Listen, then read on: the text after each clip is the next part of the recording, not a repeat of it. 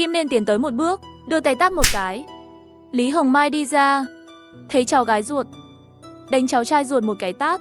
Liên, Tiểu Bằng, sao lại đánh nhau nữa rồi? Kim Liên ngồi xổm xuống khóc.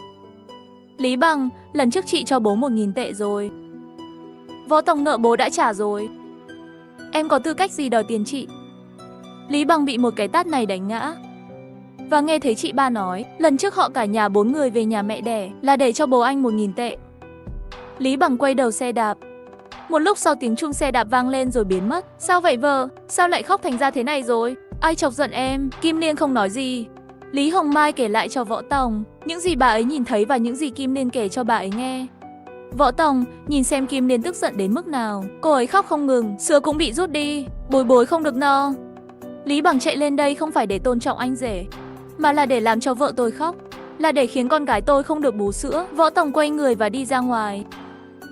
Võ Tòng, cậu đi đâu vậy? Không ở nhà dỗ dành Kim Liên à? Tôi đi tìm Lý Bằng đòi lại công bằng cho vợ tôi. Cô Mai ở nhà dỗ dành dùm tôi. Lý Bằng đi đến cửa. Lý Bằng dùng một chân đạp cửa mở ra. Cha mẹ, các người làm gì vậy? Kêu con lên gặp chị ba rồi ôm nhục trở về. Cha mẹ Lý Bằng không có ở nhà. Lý Bằng tức giận đến mức đá cái thau đựng nước ra xa. Tiếng vang vang lên khắp sân. Tiếng vang rất chói tai. Cảm giác thất bại bao trùm lấy toàn thân hắn. Hắn ngồi bệt xuống nền nhà và hút thuốc liên tục. Tiểu Bằng, con không sang giúp nhà chị ba xây nhà à? Sao con lại chạy về rồi? Lý Bằng trừng mắt nhìn. Mẹ ruột đứng trước mặt. Hắn bây giờ xem là không phải nữa, đã biến thành kẻ thù. Tức quá đi mà. Mẹ, con bị chị ba tát. Cũng là do mẹ và bố gây ra. Hai người giữ lấy 1.000 tệ của chị ba. Hai người làm cho con mất mặt. Tiểu Bằng, con nói chuyện với mẹ như thế sao? Con không đi giúp nhà chị ba mà chạy về làm gì? Chị ba cho bố 1.000 tệ. Sao bố lại giấu không cho con biết? Mao Lệ Hoa nói với con rằng cô ấy muốn chia tay rồi. Nghe vậy, Lý Hồng Bình và Triệu Tú Tú giật mình. Lần này chia tay là lần thứ 4 rồi. Tiểu Bằng, chúng ta không phải đã hứa với nhà họ Mao là sẽ đưa tiền cho họ sao? Sao lại chia tay rồi? Bố ơi, con dẫn cô ấy đi chơi một vòng quanh thị trấn. Con thậm chí không dám mua cho cô ấy thứ gì trị giá 5 tệ. Bởi vì con thậm chí còn không có 10 tệ trong người. Người ta có thể không chia tay con được không? Bố nghĩ chỉ cần đưa cho người ta tiền là xong sao? Lý Hồng Bình nghe con trai nói chuyện với bạn gái không thành, mới biết chuyện, lòng đầy lo lắng. Bố cho con tiền, cô ấy muốn gì thì con hãy mua cho cô ấy. Con nói với người ta, chúng ta sẽ nhanh chóng con đủ tiền cưới. Lý Hồng Bình đi vào nhà, lấy chìa khóa mở ngăn tủ, nâng tấm cửa tủ lên. Lý Hồng Bình cúi xuống lấy tiền từ trong tủ. Bố, nhà họ Mao cũng muốn một chiếc xe máy mới và một chiếc máy may mới. Họ cũng muốn một cái đồng hồ và cả một cái tivi nữa. Bố đưa cho con 1.000 tệ thì có đủ không? Bố đưa cho con 1.000 tệ để làm gì? Bố đã gả 3 người chị gái đi. Đã mấy năm nay họ có cho gia đình mình đồng nào không? Lý Hồng Bình không lấy 1.000 tệ trong ngăn tủ ra nữa. Ông ta nổi giận. Ông ta quay sang hỏi Lý Bằng. Con có phải ghét bố mẹ nghèo, không cho con tiền tiết kiệm phải không?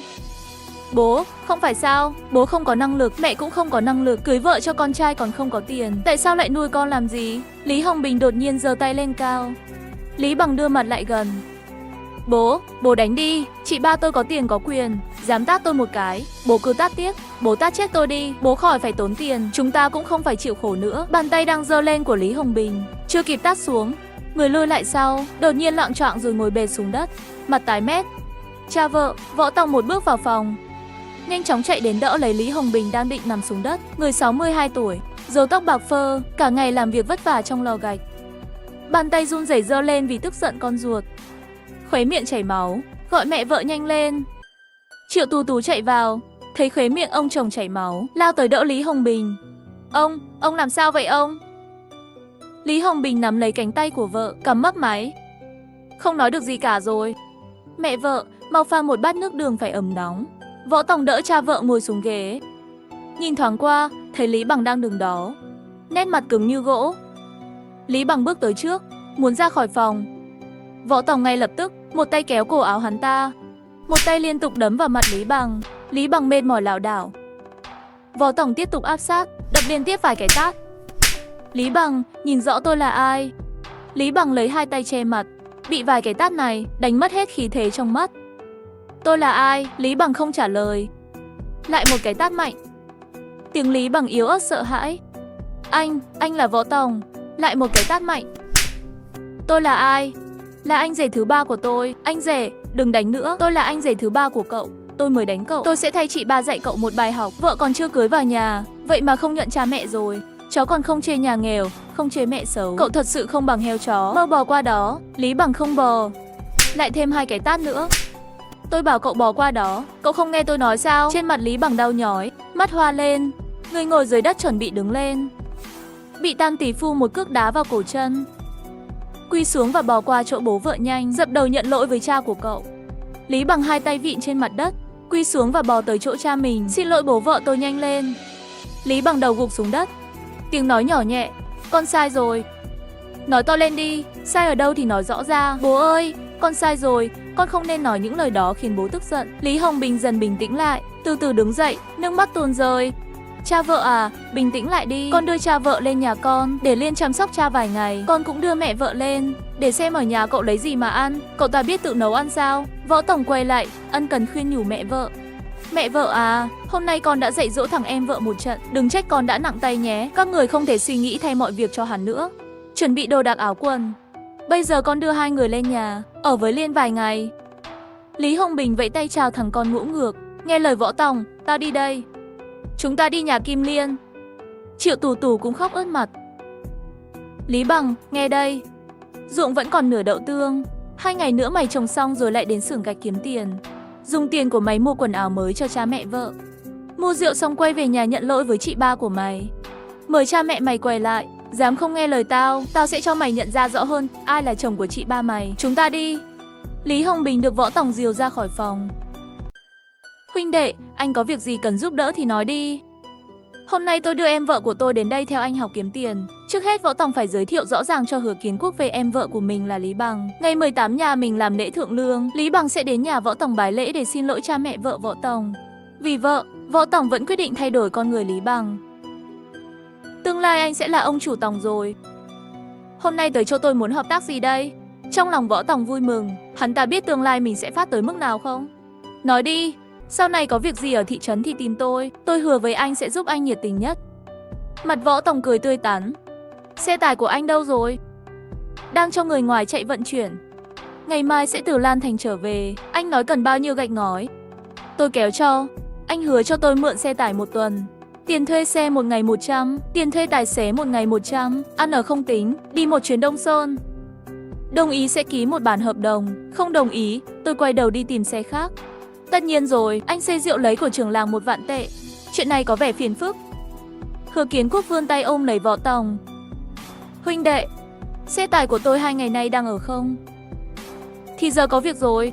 Vô phòng, chúng ta sẽ bàn bạc kỹ hơn. Vào phòng làm việc, Võ Tổng nói chi tiết với Hứa Kiến Quốc một lượt. Anh nhớ lúc trước thời điểm này. Chỉ trong vài ngày này, tỏi ở huyện Hoàng Nguyên đột nhiên bị cắt nguồn cung.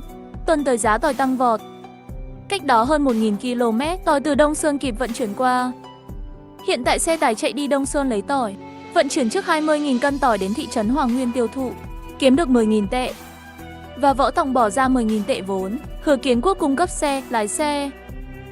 Lợi nhuận 3 và 7 hoặc 2 và 8. Võ Tổng, đây quá nguy hiểm rồi đấy. Tôi từng làm loại kinh doanh này, thua lỗ tan tác, chắc chắn sẽ có rủi ro. Xe bị va chạm thì chắc chắn sẽ hỏng hóc. Nhưng chỉ cần đi Đông Sơn thuận lợi, rồi quay về thuận lợi, số tiền đó chắc chắn kiếm được.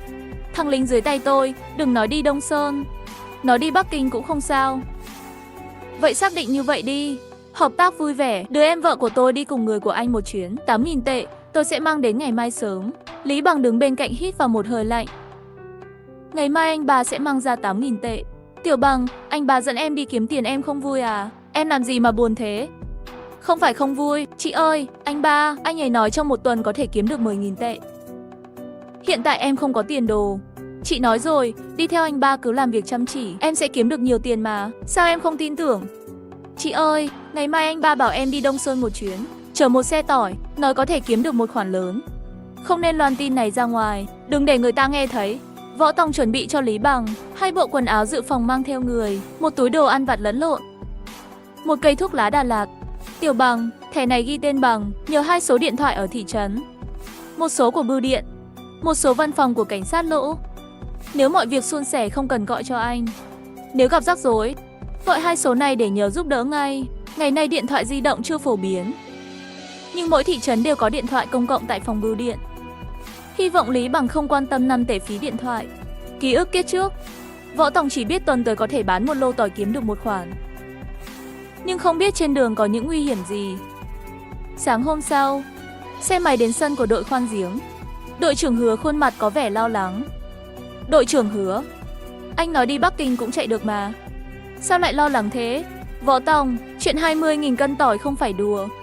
Tôi sợ anh lỗ, không phải dưa bán được sau nửa năm. Yên tâm đi đội trưởng Hứa, việc làm lỗ tôi sẽ không làm. 10.000 tệ đã đưa ra. Anh Hứa, trước là kẻ phản diện, sau là quân tử. Đây là lần đầu tiên tôi vượt qua khoảng cách này. Đầu tư lớn như vậy một phi vụ. Tôi mong quan hệ của chúng ta lâu dài. Lần này là 2 và 8, lần sau chia 3 và 7. Anh bạn hãy yên tâm. Xe của tôi, người của tôi cũng làm việc này để kiếm tiền. Tôi không thể coi thường nó. Từ giờ trở đi, đội trưởng Hứa, anh có xe có người, tôi có chiến lược. Hợp tác với tôi sẽ giúp anh kiếm nhiều tiền. Anh rể giải thích mọi chuyện rõ ràng cho em vợ. Lý Bằng, em đi theo xe của đội trưởng Hứa làm phụ lái. Sau khi kiếm được số tiền này, em cũng học thêm nhiều kinh nghiệm. Chúng ta sẽ sớm có xe lớn. Trách nhiệm của em rất nặng. Nét mặt Lý Bằng cảm thấy trách nhiệm của mình rất nặng. Điều gì là tôn trọng? Đó là được anh ba giao trọng trách. Đội trưởng Hứa để 10.000 tệ vào túi, khoác vai Lý Bằng. Đi nào anh em nhỏ, tôi sẽ đưa em đi xem thế giới bên ngoài. Lý Bằng đi theo xe của Hứa Kiến Quốc khởi hành đến Đông Sơn. Nếu mọi việc suôn sẻ, 5 ngày nữa, bọn họ có thể trở về. Những việc cần làm tiếp theo của Võ Tòng chính là quan hệ để mở đường đến huyện Hoàng Nguyên, vận chuyển 20 tấn hàng vào chợ nông sản. Không phải ai cũng có thể vận chuyển được. Sếp Lỗ, chiều hôm qua, điện thoại trên bàn làm việc của anh. Có người gọi tìm tôi không? Ai gọi điện thoại trên bàn làm việc của tôi tìm anh vậy? Đừng tạo ra rắc rối cho tôi. Anh mang cái gì tới thế? Tôi không có tiền mua. Sếp Lỗ, anh nghĩ tôi là ai? Tôi đã tiêu hết lương trong tháng rồi. Mượn trước đi, tiền tính sau. Được chứ? Anh tìm tôi có việc gì? Anh bảo ai gọi điện đến số máy của tôi? Nói miệng ra miệng vào. Lỗ Mãi khui thùng lấy ra một lon bia. Sếp Lỗ, tôi có một xe nông sản vào thị xã Hoàng Nguyên. Là từ Đông Sơn kéo đến. Vài ngày nữa đến chỗ. Ở chợ có một ông tên Lưu làm chủ nhiệm. Tôi không theo ý ông ấy. Lô hàng này tôi bán không thoải mái. Nếu muốn theo ý ông ấy, không thể không ra 8.000 đến 10.000 tệ. Hứa đội trưởng và em vợ của tôi cùng xe vất vả chạy. Quãng đường 3.000 cây số. Đây là tiền mồ hôi của chúng tôi, không nên lấy ra. Tôi không muốn mất một xu. Lỗ Mãi ngay lập tức hiểu ý nghĩa câu nói của Võ Tòng. Võ Tòng, anh bảo tôi gọi lên cấp cao, mở đường cho anh. Sếp Lô ơi, anh là lãnh đạo quá tốt, một chữ là xong. Tôi không quan tâm họ Lưu đối với người khác thế nào, nhưng hàng hóa tôi vào chợ nông sản thị xã Hoàng Nguyên, ông ta không thể bóp méo tôi. Các cấp cao có thể giúp tôi một tay không? Võ Tòng, chiều nay tôi có cuộc họp với lãnh đạo, chuyện của anh tôi sẽ trao đổi với giám đốc, hiểu rõ trong chợ họ Lưu ra sao, cho ông ta một thông báo. Năm ngoái cuối năm, thị xã Hoàng Nguyên tổ chức một đợt trấn áp thị trường lừa đảo bãi công, kéo ông Lưu chủ nhiệm ra. Ông ta nuôi một đám tay chân, dùng chiêu văn minh thi hành pháp luật, quản lý thu phí cao quá đáng.